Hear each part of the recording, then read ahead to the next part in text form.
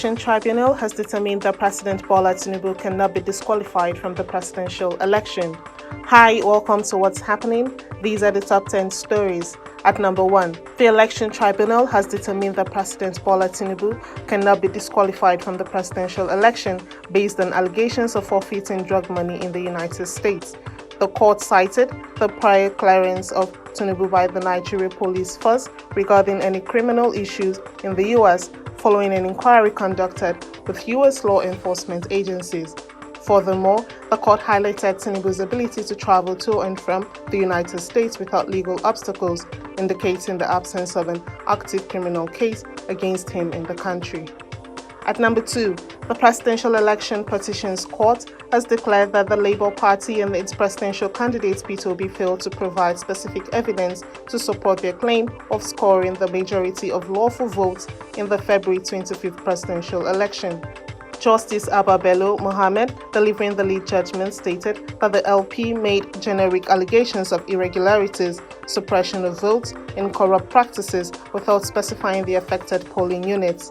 The court further ruled that Obi failed to prove these allegations in his petition, including the claims of overvoting against the All Progressives Congress and the actual reduction of votes. At number 3, the Kogi State Election Petition Tribunal has nullified the Kogi Central Senatorial election results, declaring Natasha Akpoti-Uduaghan as the rightful winner. The decision was based on inflated results from Senator Abubakar Ohere and reduced results from Akpoti in several polling units. The tribunal chairman, Justice K.A. Ojiako, delivered the unanimous judgment of the three-man panel, revealing that Senator Ohere's results were inflated in 9 polling units in the Ajokuta local government area, and ordered Senator Ohere to pay Natasha Akpoti-Uduaghan the sum of 500,000 naira as the cost of the petition. At number 4, the Nigerian Electricity Regulatory Commission has authorized a substantial price hike for prepaid electricity meters, according to a circular signed by the Commission's chairman, Sanusi Garba, and Commission for Legal Licensing and Compliance, Dafe Abeneye. Single-phase prepaid meters will now cost 81,975 naira 16 kobo, up from 58,661 naira 69 kobo.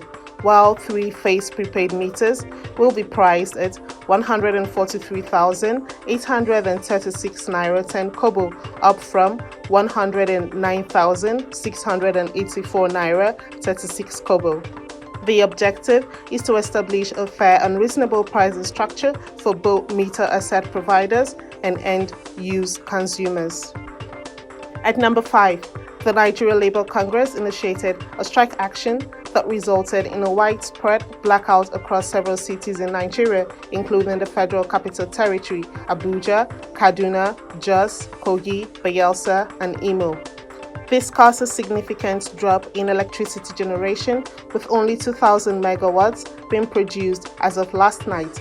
The Abuja Electricity Distribution Company, Kaduna Discos, and Just Disco also issued statements attributing the outage of the strike action, with some feeders being disconnected by the labor union. The Transmission Company of Nigeria confirmed the disconnection of feeders by the union, although the grid remained intact. At number 6, in a bid to combat terrorism and enhance security, Governor Dauda Lawal of Zamfara State has given the green light for the recruitment of 200 civilian Joint Task Force members in each of the 14 local councils. This decision was reached during a State Executive Council meeting where the governor chaired discussions on critical security matters. At number 7, Niger State has officially signed contract agreements totaling 30.5 billion naira for 2 significant projects. The first project involves the conversion of Shirero Hotel into the Ibrahim Badamasi Babangida University Teaching Hospital, costing 18.9 billion naira. The second project is the redevelopment of the Three Arms Zone at a cost of 11.6 billion naira. Governor Mohammed Bago announced this development during the contract signing ceremony in Mina. The e-booth project will be handled by 2 different companies and is expected to be completed in 12 months.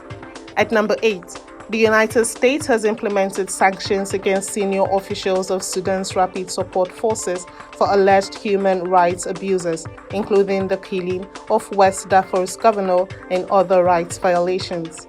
The U.S. Treasury sanctioned RSF senior commander Abdulrahim Hamdan Daglo and Mohammed Hamdan Daglo's brother, the leader of the paramilitary RSF. These sanctions were imposed due to acts of violence, human rights abuses under Abdulrahim Daglo's leadership. Meanwhile, the U.S. State Department announced $163 million in humanitarian assistance for Sudan's victims and refugees affected by the ongoing civil war.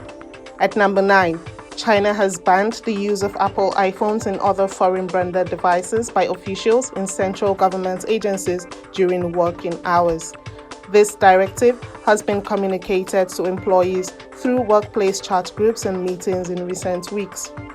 The extent of this ban is yet to be clarified. This development comes as Apple prepares to launch a new line of iPhones, raising concerns among foreign companies operating in China amid escalating Sino-US tensions. Finally, at number 10, on the upcoming AFCON qualifiers, Equatorial Guinea and Libya will face off, with Equatorial Guinea already securing their spot in next year's AFCON finals. Libya, playing on their home turf, has missed out on the qualification. Equatorial Guinea initially faced setbacks in the qualifiers but managed to turn the tide, positioning themselves on the brink of topping the group. They've maintained an unbeaten record in 2023. Libya, on the other hand, has struggled throughout the qualifiers, and their last victory against Equatorial Guinea dates back to 2018. That's all for today. See you next time on What's Happening.